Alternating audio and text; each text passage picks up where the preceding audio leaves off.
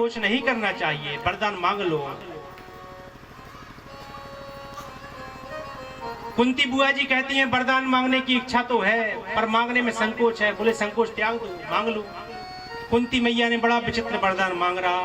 कुंती मैया कहती हैं विपदा संतु ना शश्वत तत्र तत्र जगत गुरु दर्शनम तव लोकस्या सर्वथा देहरम परम। हे प्रभु, अगर आप भगवान बनकर के कुछ देना चाहते हैं तो विपदा संतु ना शश्वत। हे प्रभु, विपत्तियां हमारे ऊपर आती ही रहें, विपत्तियों का अभाव कभी हमारे जीवन में ना हो, विपत्तियां हमारे ऊपर टूटती ही रहें। विपदा संतु ना शश्वत। भगवान बोले बुआ जी होश में तो हो, क्या मांग रही हो? बोले हाँ, पूरी होश आवाज में मांग रही, विपत्ति ही आती रहे। प्रभु बोले बुआ जी अपने पूर्व जीवन का स्मरण तो करिए। पूरा जीवन आपका निकल गया, सुख का कहीं नामो निशान नहीं है आपके जीवन में। बुआ जी के जीवन में एक भी दिन ऐसा नहीं निकला कि जो सुखी जीवन उनका कहा जाए। पूरा जीवन, फिर भी विपत्तियों से आपका पेट नहीं भरा। और आज भी जब कुछ मांगने का मौका आया तो आपने फिर विपत्ति मांग ली।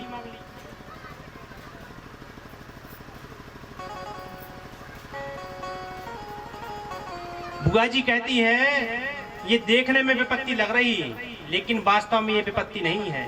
क्यों? बोले हमारे लिए सबसे सुखी समय वही होता है जब आप हमारी नजरों के सामने रहते हैं, और जब जब हमारे ऊपर विपत्ति आई है तब तब आप हमारे साथ रहे, और आज जब कुछ ठीक समय आया है तो आप हमें छोड़कर जा रहे हो। तो ऐसे समय का हम क्या करेंगे लेके जिसमें आप हमारा साथ छोड़ दो? इससे अच्छी तो वो विपत्ति ही है जिसमें कम से कम आप हमारे साथ रहते हो, आपका ध्यान बना रहता है, आपका स्मरण बना रहता है। और सामान्यतः भी हम लोगों के जीवन में जब विपत्ति आती है तो वही सबसे अच्छा समय होता है। क्यों? जैसा भगवान का स्मरण विपत्ति के समय होता है वैसा कभी नहीं होता। सुखों में तो लोग भगवान को भूल जाते हैं। कैसे भूल जाते हैं? अपने अपने घर की याद कीजिए। जब जब हमारे घर में किसी विवाह उत्सव हो, कोई शादी समारोह इत्यादि हो, किसी का जन्मोत्सव इत्यादि हो, बड़े भव्य रूप से मनाया जाए तो सारे लोगों की याद रहती है, परिवार के सब सदस्यों की ध्यान रहती है। सबसे पहले भूलते हैं भगवान को। जिस दिन घर में विवाह होता है उस दिन में भगवान के स्नान भी नहीं होते, देखा जाता है घरों में। किसी घर में विवाह का समारोह हो उस दिन भगवान ऐसे ही बैठे रहेंगे, स्नान भी भगवान के करने का किसी को फुर्सत नहीं मिलती। तो जब हमारे जीवन में सुख आता है सबसे पहले विस्मृति भगवान की ही होती है। इसलिए हनुमान जी भी कहते हैं जब तब सुमिरन भजन न होई, कहे हनुमंत विपत्ति तब होई जब तब सुमिरन भजन न होई। असली विपत्ति वही है जब भगवान का हमें विस्मरण हो जाए, वही विपत्ति है। तो अगर देखा जाए तो यह कुंती मैया ने संपत्ति ही मांगी, विपत्ति नहीं मांगी। क्योंकि कुंती मैया भगवान के दर्शनों की इच्छा से यह मांग रही हैं। भगवान के दर्शन होते रहे तो उससे बड़ी संपत्ति क्या होगी। इस प्रकार बड़ी दिव्य स्तुति कुंती मैया ने भगवान की है। पूरी स्तुति कहने का समय तो है नहीं। उसके पश्चात भगवान ने अपनी द्वारका यात्रा स्थगित कर दी और कुंती मैया के पास कुछ दिन और रुके। तब पता कराया गया 6 महीने पूरे होने वाले हैं, 20 पितामह बाणों की सैया पर पड़े हैं, उनको किसी की होश ही नहीं है। तब भगवान को ही अपने भक्त की ध्यान आई और युधिष्ठिर, पांडवों इत्यादि को लेकर के भगवान 20 पितामह के सामने पहुंचे। 20 पितामह बाणों की सैया पर पड़े हैं। भगवान जाकर के सिर की तरफ खड़े हो गए। युधिष्ठिर इत्यादि पांडवों को आगे किया और जाकर के कहा पितामह से जाके उपदेश लो। और 20 पितामह ने बड़ा दिव्य उपदेश युधिष्ठिर के लिए प्रदान किया। यहाँ भागवत में तो केवल 2 श्लोकों में उस उपदेश का वर्णन है, लेकिन महाभारत में बड़े ही विस्तार से इस उपदेश का वर्णन किया गया है। भागवत में तो केवल इतना ही कहा गया, दान धर्मान राज धर्मान मोक्ष धर्मान विभागशः, स्त्री धर्मान भगवत धर्मान समास व्यास योगिता। लेकिन महाभारत में बड़े विस्तार से किसका क्या धर्म है, इस धर्म का उपदेश दिया गया।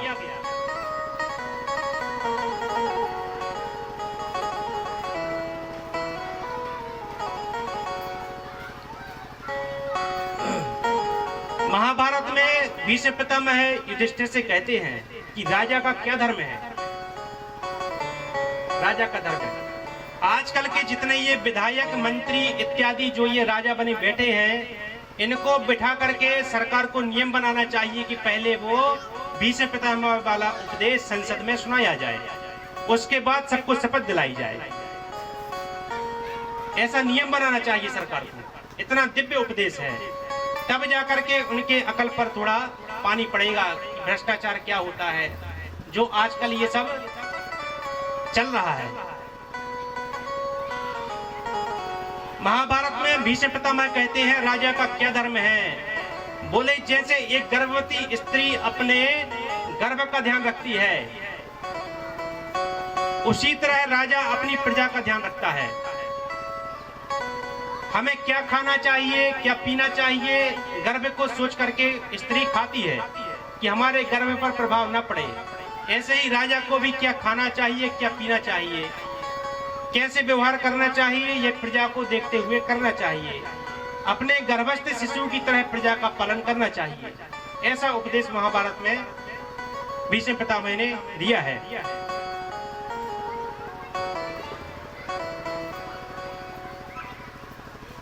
आजकल तो कोई धर्म ही नहीं बचा। पशु पक्षियों से बुरी स्थिति हम मनुष्यों की हो चुकी है। पशुओं के लिए सिखाना नहीं पड़ता कि तुम पशु बनो, पशुओं के लिए कोई सिखाना नहीं पड़ता कि तुम पशु बनो, लेकिन मनुष्यों के लिए बार बार ये बताना पड़ता है कि तुम मनुष्य बनो, मनुष्य के जैसा आचरण करो, मानव बनो। ये मनुष्य के लिए सिखाना पड़ता है। पशु अपने धर्म से कभी विचलित नहीं होता। गाय कितनी भी भूखी हो, कई दिनों से भूखा रखा गया हो, लेकिन गाय के सामने मांस रख दो, गाय कभी नहीं खाएगी। शेर कितना भी भूखा हो, लेकिन शेर के सामने घास रख दो, शेर कभी घास नहीं खाएगा। लेकिन मनुष्य ही केवल एक ऐसी प्रजाति है जो कुछ देखती ही नहीं, कब धर्म से विचलित हो जाए कोई भरोसा ही नहीं।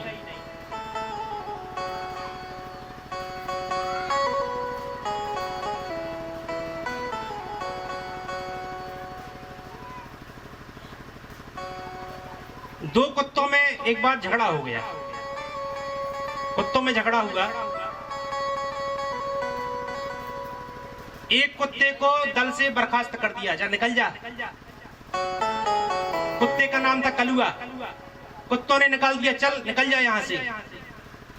कुत्ता भाग गया। कुत्ता बोला देखो अभी भगा रहे हो, बाद में लौट के नहीं आऊंगा मैं। दूसरे कुत्ते बोले चल भग जा यहाँ से, बिल्कुल नहीं आना। कुत्ता भाग गया।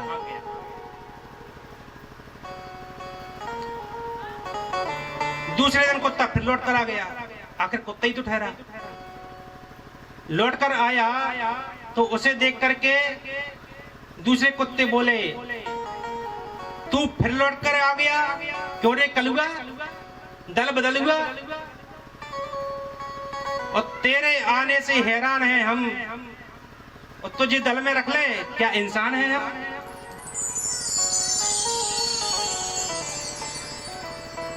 कुत्ते भी इस बात से समझदार होते हैं, लेकिन आजकल इससे कोई राजनीति से मतलब नहीं निकालना, नहीं तो कोई अन्यथा अर्थ ले ले। लेकिन धर्म की बात चल रही कि इंसान अपने धर्म से कब च्युत हो जाए कोई भरोसा नहीं है। धर्म का उपदेश भीष्म पितामह जी ने पांडवों को दिया। उसके बाद अर्जुन से बोले क्यों अर्जुन अकेले आए हो क्या? क्योंकि भगवान सिरहाने खड़े हैं, अब भगवान के दर्शन नहीं हो रहे। अर्जुन बोले नहीं प्रभु, सब लोग हैं, बड़े भैया हैं, माता जी भी है, द्रौपदी भी है, सब लोग उपस्थित हैं। भीष्म पितामह जी बोले वो कहाँ है? बोले कौन? अब बोले क्या क्या बोले कि वो कौन? भीष्म पितामह कहते हैं यम मन्यसे मातुल्यम प्रियम मित्रम सुहृदम अकिरो सचिवम दूतम सौरादत सारिथम। वो कौन?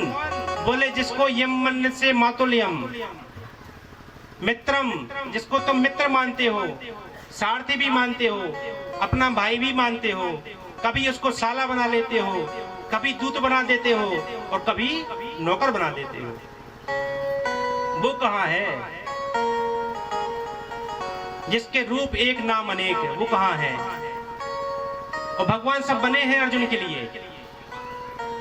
महाभारत में वर्णन आता है कि भगवान सारथी ऐसे नाम के लिए नहीं बने।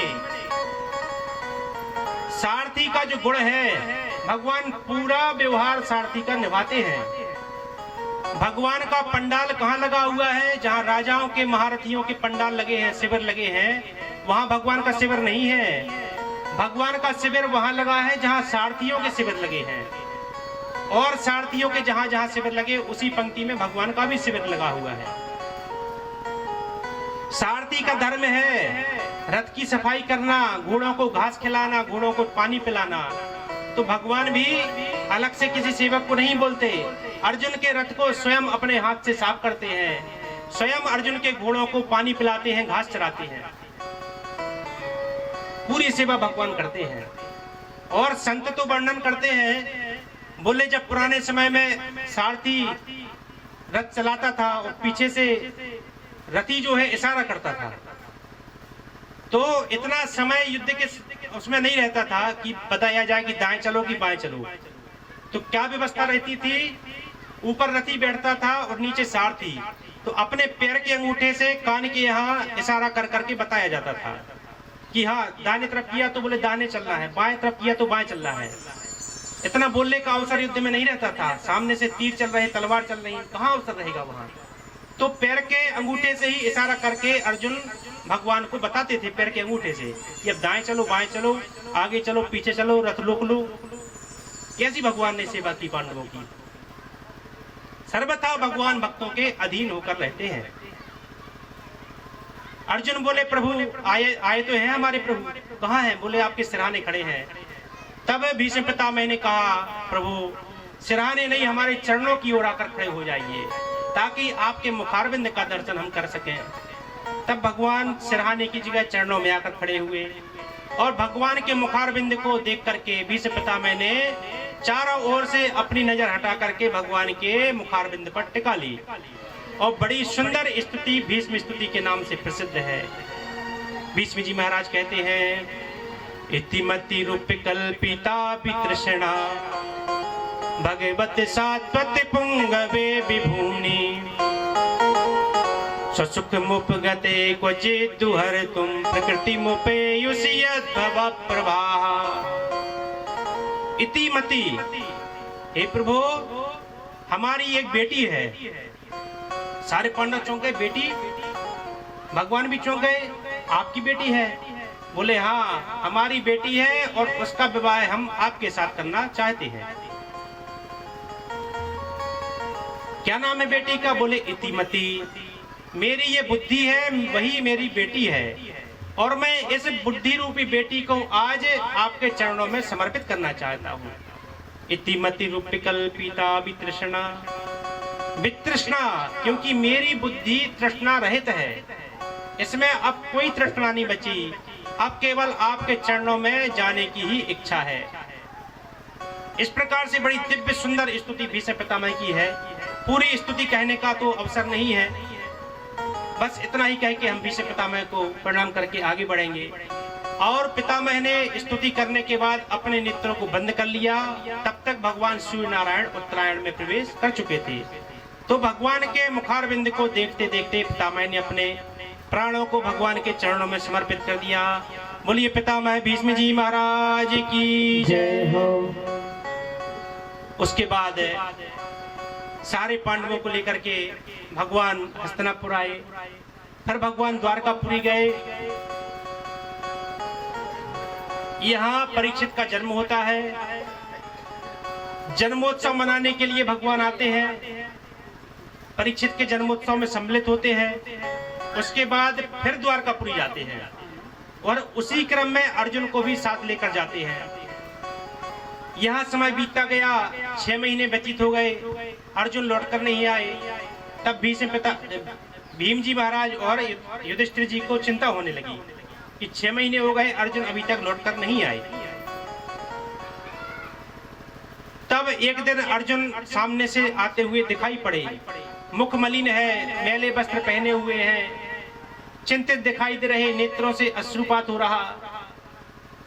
अर्जुन से पूछा गया तो अर्जुन ने बताया कि वंचितो हम महाराजा, हे प्रभु, जो हमारे सहारे थे, जिनके बल पर हम उछल कूद करते थे, इतने बड़े महाभारत की युद्ध को हमने जिनके बल पर जीत लिया, ऐसे हमारे सर्वस्व प्राण धन आज हमें छोड़ करके अपने धाम को चले गए। यह जब सूचना बताई, माता कुंती अंदर खड़ी सुन रही थी। उसी समय माता कुंती का प्राणांत हो गया, क्योंकि माता कुंती भगवान का वियोग एक क्षण के लिए सहन नहीं कर पाई।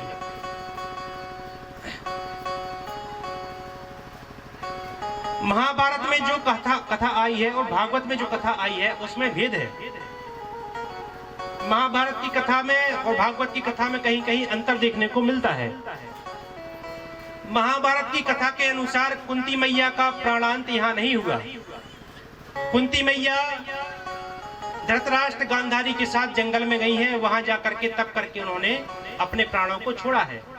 लेकिन यहाँ भागवत के अनुसार कुंती मैया का प्राण यहीं छूट गए। ऐसा क्यों? कल्प भेद के अनुसार अलग अलग चरित्र होते हैं। हर कल्प में भगवान का अवतार होता है। कृष्णावतार रामावतार एक बार नहीं हुआ, अनेकों बार भगवान के कृष्णावतार हो चुके हैं, अनेकों बार भगवान राम जी के रूप में अवतार धारण कर चुके हैं। तो जो महाभारत में कथा सुनाई गई है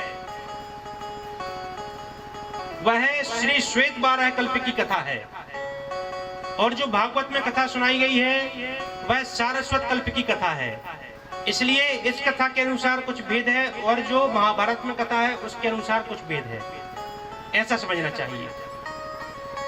उसके बाद पांडवों ने भी स्वर्गारोहण करके महाप्रयाण किया और पांडव स्वर्ग के लिए सशरीर प्रस्थान करके गए। परीक्षित को राज्य तलक किया गया, राजा बनाया गया। परीक्षित महाराज यहाँ राजा बन करके राज्य शासन हस्तिनापुर का करने लगे।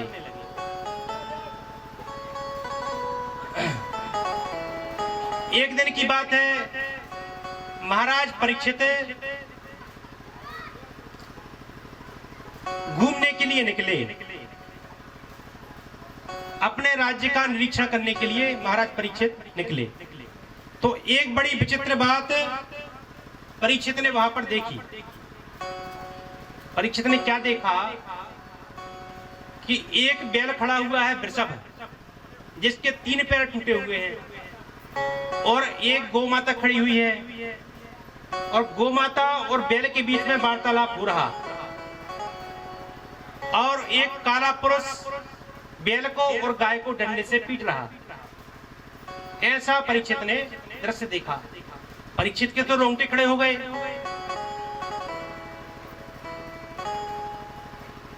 उनकी वार्तालाप सुनी, बैल की और गाय की। गाय बैल से बोली कि तुम बताओ तुम्हें कष्ट कौन दे रहा। तो बैल बोले, जो वृषभ थे, बोले मैं किस किस को दोष दूं।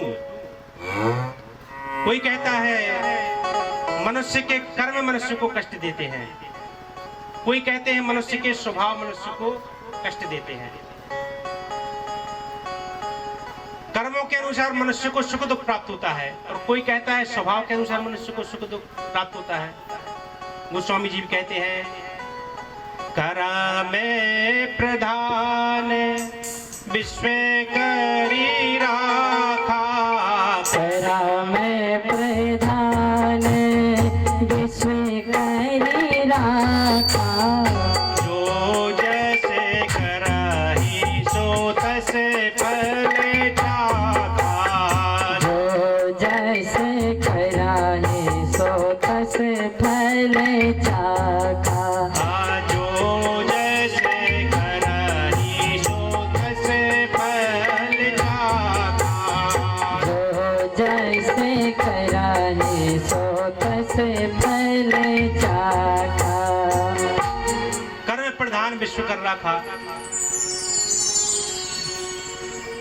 अच्छा, कहीं कहीं बड़ा असमंजस हो जाता है। रामचरितमानस में गोस्वामी जी ने ऐसी ऐसी बातें लिखी हैं कि हम जैसे सामान्य मनुष्यों की बुद्धि चकरा जाती है कभी कभी कि आखिर गोस्वामी जी कहना चाह क्या रहे हैं। कभी बोलते हैं कर्म प्रधान विश्व कर जाता, और कहीं कहीं कहते हैं हो ही सोई जो राम रच राखा, को कर तर के बड़ा वही शाखा, हो ही सोई जो, हो ही सोई जो राम रच राखा, को कर तर के बड़ा वही शाखा। अब यहाँ बोल रहे सब राम जी की इच्छा है, और वहां बोल रहे अपने कर्मों के हिसाब से फल भोगना पड़ता है। और इतने में भगवान गोस्वामी जी को शांति नहीं मिली तो वशिष्ठ जी महाराज और आगे बात कर रहे। वशिष्ठ जी क्या कहते, सुना हूं भरत भावी प्रबल, बिलख कहे ओ मुनिनाथ, ओ हानि लाभ जीवन मरण, जैसे अप जैसे विधिहार। अब तीनों अलग अलग बातें हो गई। यहाँ भाभी की प्रबलता है, वहाँ कर्म की प्रधानता है, वहाँ राम जी की इच्छा है। अब मनुष्य माने तो क्या माने। अगर यह सोच लें कि राम जी की इच्छा से ही सब कुछ होता है तो फिर हम पड़ जाएं। हमें कुछ करने की आवश्यकता ही नहीं, सब राम जी की इच्छा है, राम जी करेंगे, हमें क्या करना है। ऐसे में लोगों में आलस्य फैल जाएगा कि हमें कुछ करना ही नहीं, सब राम जी करेंगे। इसलिए गोस्वामी जी ने लिख दिया कर्म प्रधान विश्व कर राखा, ताकि कुछ कर्म भी करो, हाथ पांव चलाओ कुछ, तब तो फर्क पड़ेगा। और उसके बाद फिर तुम्हारे प्रारब्ध में जो भाभी के अनुसार होगा वह तुम्हें मिलेगा, राम जी की इच्छा से मिलेगा। लेकिन तो धर्म कहते हैं कि किसको दोष दें। ऐसी बात सुनकर के परीक्षित समझ गए कि निश्चित ये धर्म है, धर्म के अलावा कोई और ऐसी बात कर नहीं सकता। महापुरुषों का स्वभाव होता है, महापुरुष किसी की शिकायत नहीं करते। शिकायती चित्त कभी भगवान को प्राप्त नहीं कर सकता। भगवान से तो शिकायत होनी ही नहीं चाहिए, मनुष्यों से भी कोई शिकायत नहीं होनी चाहिए। वृंदावन के महानतम विभूति परम पूज्य प्रातस्मरणीय श्री बाबा श्री ठाकुर दास जी महाराज, जिन्होंने सूरश्याम गौशाला की स्थापना परासौली में की थी, हमारे पूज्य दादा गुरु श्री गणेश दास जी भक्तमाली जी महाराज और बाबा श्री ठाकुर दास जी महाराज, इन दोनों महान विभूतियों ने मिलकर के श्री सूरश्याम गौशाला की स्थापना की थी, जिसमें वर्तमान में हजारों गायें प्रसन्नता पूर्वक निवास कर रही हैं। तो बाबा श्री ठाकुर दास जी महाराज एक झोपड़ी में रहते थे और गौशाला के बाजू से ही उनकी झोपड़ी थी। वही किसी से कुछ मतलब नहीं था, अजात शत्रु थे, किसी से कोई शत्रुता भी नहीं थी, किसी से कुछ लेना देना भी नहीं था। फिर भी पता नहीं दुष्टों की कैसी प्रकृति होती है। एक दिन कुछ कसाईयों ने मिलकर के उनके ऊपर हमला कर दिया रात्रि के समय में अकेले में, और जो धारदार हथियारों से उनके ऊपर खूब घाव किए, सिर में बहुत चोटें मारी गई और इतना रक्त बह गया कि यहाँ से लेके वहां तक रक्त बह गया, किसी को पता ही नहीं चला। प्रातः काल जब हुआ तो बाबा पूरे रक्त से भीजे हुए और अपने ही रक्त में राम राम लिख रहे थे। रक्त जो बह गया उसमें ही राम राम लिखते हुए बैठे थे। प्रातःकाल जो सेवा करने के लिए जो गोसेवक आए, उनने देखा अरे बाबा की हालत क्या हो गई। सारे मोहल्ले को समाचार दिया गया और बाबा की इतनी प्रसिद्धि थी, भले ही वो अकिंचन रूप से रहते थे लेकिन बड़ी बड़ी हस्तियां प्रभावित थी। तुरंत एसपी, कलेक्टर इत्यादि सब वहां एकत्रित हो गए, मजिस्ट्रेट तक वहां पर एकत्रित हो गया। सबने पूछा बाबा आप एक बार बता दीजिए कि आपके साथ यह दुष्कृत्य किसने किया है। खूब प्रयास किया लेकिन बाबा ने कहा कि आप लोग हमारी सहायता करना चाहते हैं तो आप इतना ही कीजिए कि आप लोग यहाँ से चले जाइए। हमें किसी से कोई शिकायत नहीं है, ना किसी की हमें शिकायत करनी है। सब हमें अपने कर्मों के अनुसार फल भोगने को मिलता है। हमारे कुछ पूर्व जन्म के कर्म होंगे, उसके हिसाब से हमें ये फल आज भोगने को मिला। हमें किसी से कोई समस्या नहीं, ना शिकायत है। आप लोगों से विनती है आप लोग अपने अपने स्थान को पधारें। खूब प्रयास किया लेकिन बाबा जानते थे कि वो कौन है, अच्छी तरह से पहचानते थे, लेकिन जानबूझकर बाबा ने किसी का नाम नहीं लिया। और बाद में पूछा गया तो बाबा बोले कि ब्रजवास की यही विधि है कि ब्रज के किसी पत्ते, पुष्प, डाली को भी कुछ कष्ट ना हो, इस बात का ध्यान रखना चाहिए। फिर ब्रज के मनुष्यों के लिए कष्ट हो, ऐसा हम कैसे सहन कर सकते। इसलिए जानबूझकर हमने किसी की शिकायत नहीं की। यह है धर्मात्मा पुरुषों का स्वभाव। आज धर्म भी किसी की शिकायत नहीं कर रहे, बोले मनुष्यों को अपने कर्म और स्वभाव के अनुसार ही फल भोगना पड़ रहा। मेरे 3 पैर टूटे हैं, यह मेरे ही कर्म और स्वभाव के कारण ऐसा हुआ है। परीक्षित समझ गए साक्षात धर्म है। तब परीक्षित ने जाकर के प्रार्थना की और पहले उस काले पुरुष को डांटा, धनुष पर बाण चढ़ाया उसको मारने के लिए। तब उससे पूछा कि तुम कौन हो। वह काला पुरुष शरण में आ गया, बोले महाराज मेरा नाम कली है।